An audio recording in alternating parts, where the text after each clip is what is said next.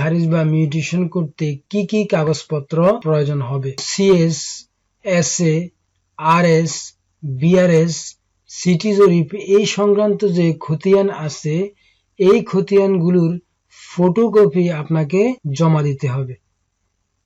আপনি যদি আপনার পৈতৃক সম্পত্তি পেয়ে থাকেন এবং উত্তরাধিকার সূত্রে কোনো সম্পত্তির মালিক হয়ে থাকেন, ওই ক্ষেত্রে আপনাকে অবশ্যই আপনার উত্তরাধিকারী সনদটি জমা দিতে হবে। আপনি যে দলিলের মাধ্যমে জমির মালিক হয়েছেন বা সম্পত্তির মালিক হয়েছেন, উক্ত জমি যদি একজন থেকে আরেকজনের হাতে বিক্রি হয়ে থাকে, উক্ত ব্যক্তিদের ভায়া দলিল।